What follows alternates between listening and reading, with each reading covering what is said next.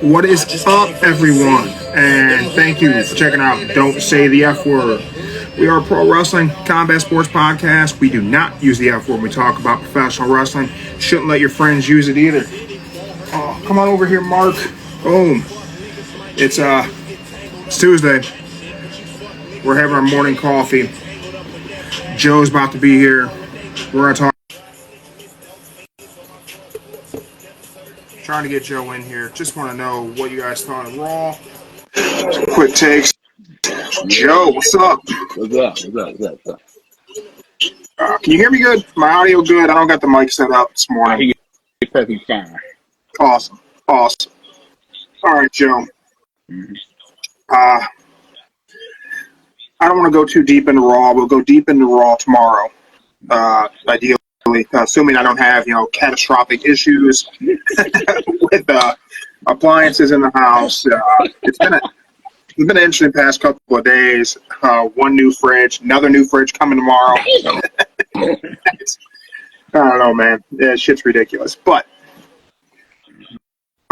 just instant reactions right now for me from the Wyatt 6 from last night on Raw. And I have one question for you. What's up? Is the Wyatt 6 just a visual? Do you, outside of, okay, so I think the VHS tapes is spectacular. Mm-hmm. I think that's really cool. And it seems like, they did it with Rowan last night. Mm-hmm. Seemingly, they're going to do it with every member of the Wyatt 6, which means we still have weeks of VHS tapes. Yeah. Last night, we got an in-ring segment, which is where the liability comes in with Spooky in modern pro wrestling, and especially WWE. Yeah. When it stops being the theatrics and starts being what pro wrestling is. In-ring, either with a mic in hand or putting on a match. Yeah. Does the Wyatt 6 transition, or is it just the visual?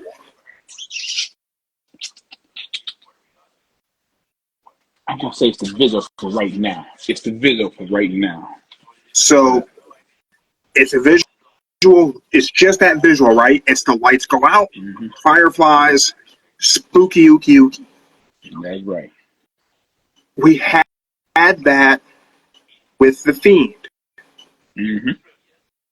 When it came to the matches, no fault to Bray Wyatt, no fault, not his in-ring ability. When it came to telling the story and the matches, Mm-hmm. things kind of started to fall apart.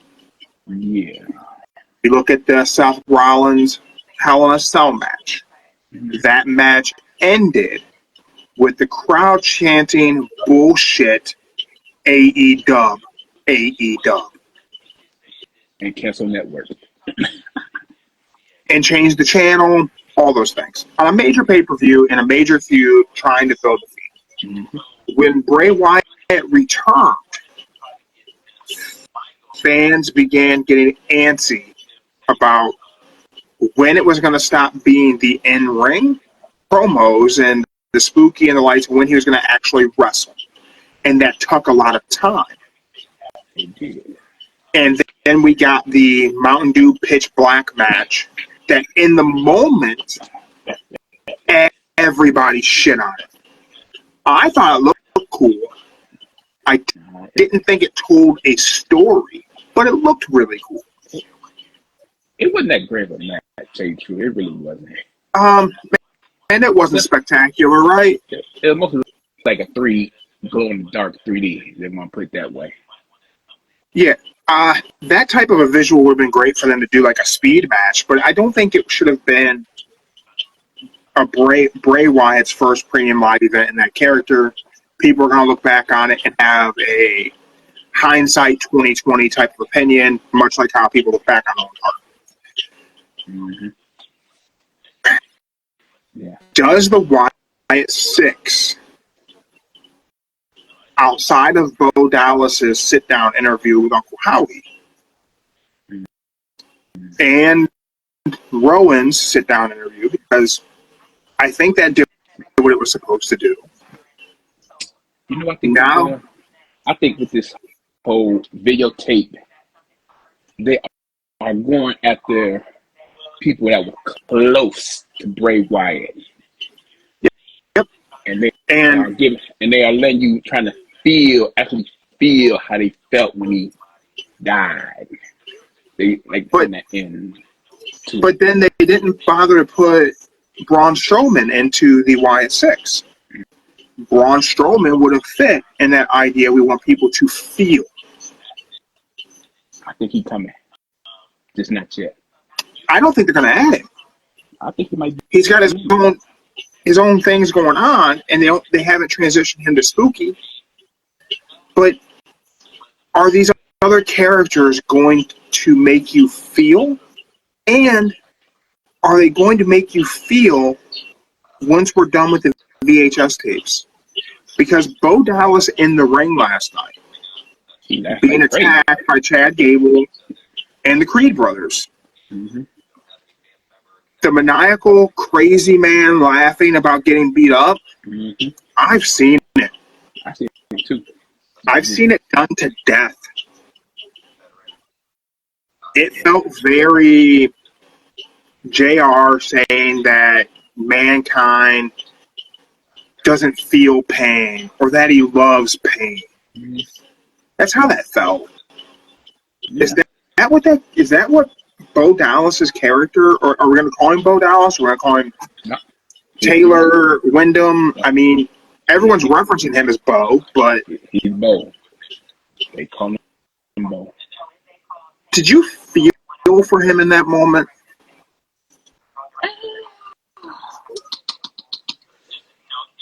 I would say after they started tossing him in the ring, when they started doing slamming, I could see the laughter where it's coming from, but didn't really feel it because I knew it was just going to keep laughing. Every time you threw him, did some body slam or whatever to him, he just going to keep laughing like he didn't feel the pain. Or even when they did their finisher, he got right back up and just started laughing like it didn't bother him.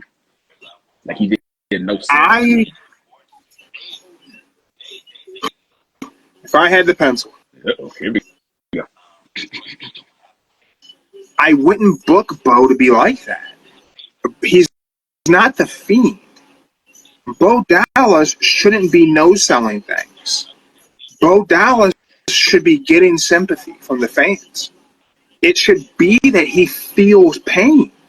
The whole gimmick, the whole Wyatt Six is the pain that Bo Dallas has felt because of the death of his brother. He shouldn't shake off moves. He should feel everything. He should sell everything. Everything should be killing Bo Dallas. So that way, we, as a fan, feel for the villain. We're supposed to be siding with Bo Dallas in all of his wrong. It's supposed to be he's the most evil creature, and we are supposed to love him for it. You can't shake off finishers. You can't be impervious to pain and elicit sympathy from the crowd. They're doing it wrong. But it shouldn't be laughing off that. Cuban Gorilla in our comments here with our morning coffee on Don't Say the F Word. Bo Dallas should not be laughing off beatings. He should be suffering. The laughing. They could have done the laugh, which he didn't hit the sinister laugh as good as Bray, but that's okay. Mm-hmm. They could have beaten him bloody, like how Mariah May beat Toni Storm bloody, and that's when he could have laughed. As he was suffering and wallowing in pain, covered in his own blood, that would have been the moment for Bo Dallas to look up, crimson mask, and then he starts to laugh. Yeah. And that's when he should have looked at Chad Gable, and as Chad held his hand, his face in his hands, he could have smiled. And he could have said, "We're here. Boom. Lights go out. Fireflies. Spooky, ookie, ookie. I thought he was doing that when he looked at him up in the face. But he said he should have been bloody. But he said that was the moment for color for Bo Dallas. It should not have been what the Bo Dallas needs to be a sympathetic, evil monster. We need to feel for this man, and he needs to do the most evil shit. And we need to be like, man, it's okay. His brother died. Look, he's hurt. He's hurting. He's suffering. He's crying. Because what's every narcissistic, evil, manipulative cult leader do? Mm-hmm. They play on your emotions. They tug on your heartstrings. What did Raven do? Ooh, he played the victim in everything. Mm-hmm. What about me? What about Raven? Bo Dallas should be, what about me? What about Taylor? Everybody talked about Wyndham. It was always Bray. And I lost him. My whole life was my brother. He was everything to me. And he was taken from me, and he was taken from all of you. But I'm here. What about me? What about Bo? That's good. It should be simple. You can't book him like a physical monster. That's not what it's supposed to be, Joe. Bo Dallas should be a character that we all feel sorry for, that we feel bad for, and we make excuses for the evil shit that he does. But if you look at the beginning, on the very first tape they had, they want you to feel sorry for him when he said, exactly. Did you feel sorry for Bo Dallas last night watching Raw? I feel sorry for him. No, I didn't feel shit for Bo Dallas last night watching Raw. Nothing. He started laughing, and I'm like, wait, he's a monster now? I thought he was coming down there to talk. Mark is a monster. Bo Dallas is not a monster. I'm supposed to feel bad for Bo.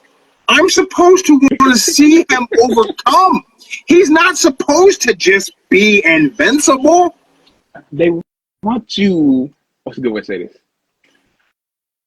They want you to embrace, let's say you, Mark, you died and Mark took over for you. They want Mark to embrace you and be you. So now they want Bo to embrace the death of his brother and take over as the true. He can do it. But he should be a different kind of monster. It should be psychological. It should be that he is evil, he cheats, he lies, he tugs on your heartstrings, he looks us dead in the face and tells us lies, and we say it's okay. Because he's hurting. Right? He's suffering. Monday Night Messiah Seth Rollins. Do it for the greater good. Mm-hmm. Bo Dallas should be portraying to us that he is suffering for the greater good. That he is allowing himself. He could not even fight back. He could have taken a beating from Chad Gable and the Creed brothers and never raise a hand back to defend himself and egg them on. Keep hitting me. Just keep doing it. That is true. And suffering and bleeding.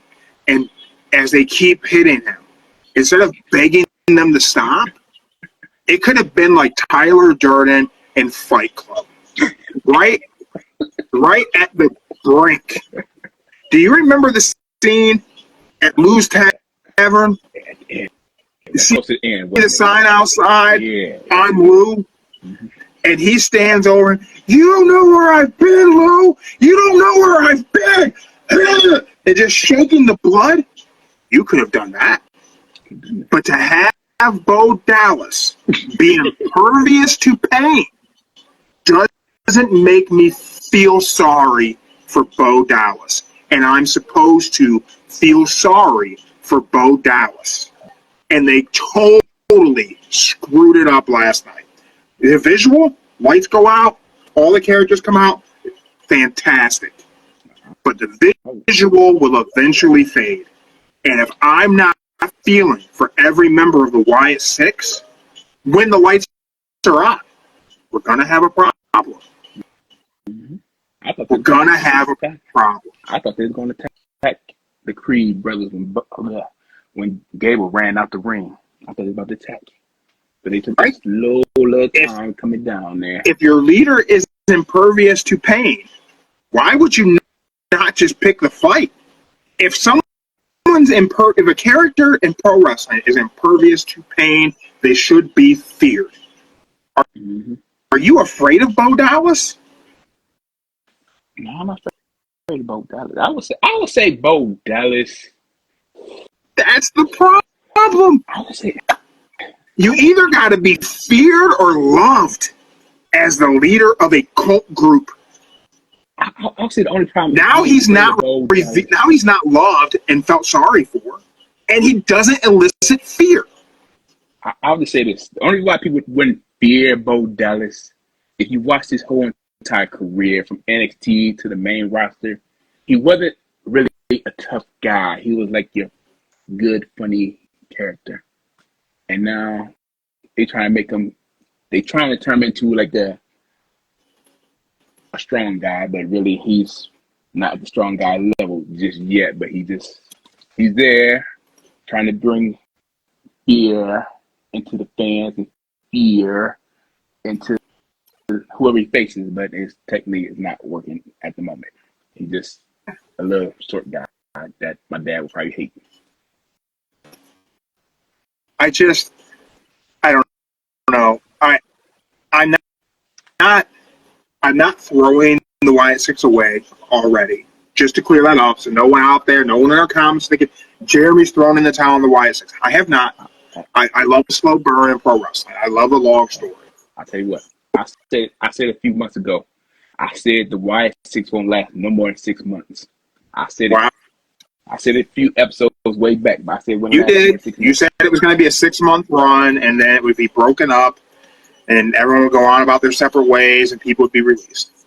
I don't know if I think that, but I think if they don't figure out how to make us feel bad for Bo Dallas when the lights are on, it's going to be an uphill battle because we could feel sorry for Bo and fear everyone else. That works. We can't fear everybody because we started this on sympathy. Mm-hmm. If it would have started on, like I said, all their matches need to be destructive and it needs to be violence and it needs to be almost death matches in WWE and they need to be stopping them from beating other wrestlers up, then Bo could be a feared man. But we didn't do that. We told you how sad he was. Well, we were told how sad he was, how much his heart was broken. Mm-hmm. And as Sting told us, when a man's heart is broken, he becomes evil, and a darkness takes over his soul. That should have been Bo Dallas. Not being impervious to pain. Rowan can be impervious to pain. Dexter Lumis can be impervious to pain, but not Bo.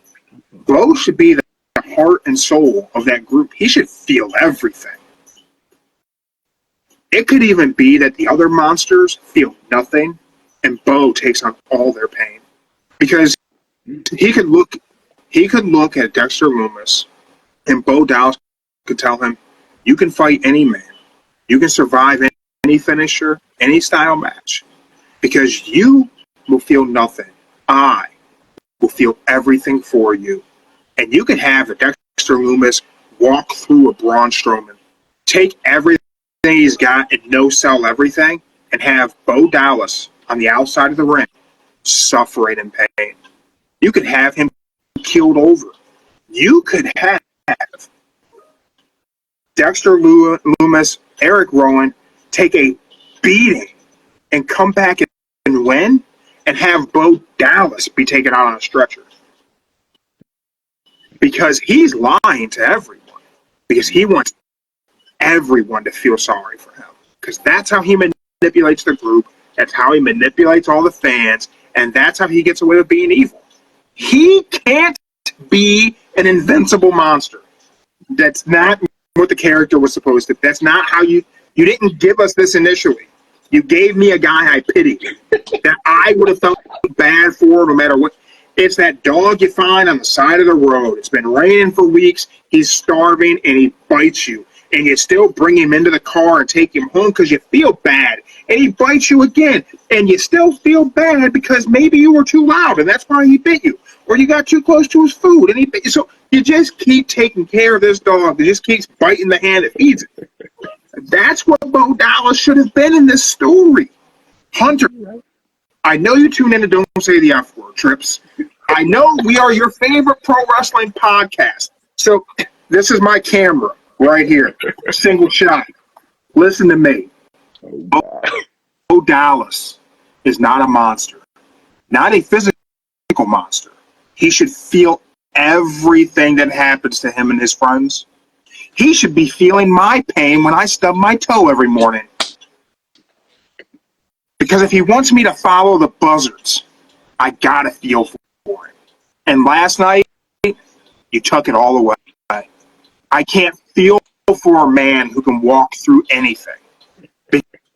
Because that man can handle everything on his own. He doesn't need me. But if I'm needed, well, then as a fan, I'm going to support you. Hulk Hogan needed every Hulkamaniac. Bray Wyatt needed the Fireflies. But Bo Dallas is invincible? Bo Dallas is invincible now.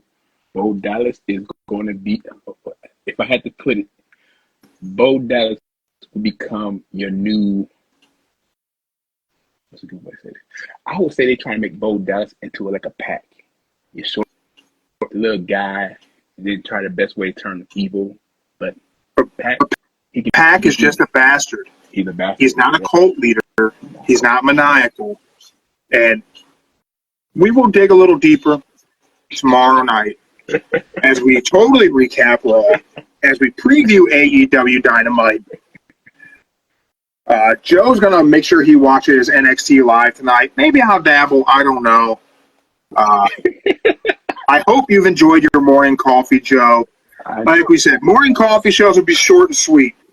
But I will end it with this. Don't forget, tomorrow night, live on Instagram, 5 p.m., we'll cover Raw in depth. We'll look ahead at AEW. Joe talk NXT. But when it comes to Bo Dallas, Joe got to go. Bye. Joe got to go. Well, Joe's out. I'm going to close us out. See you tomorrow, Joe. Guys, when it comes to Bo Dallas being a monster, I don't know about you, but I, for one, I simply do not believe.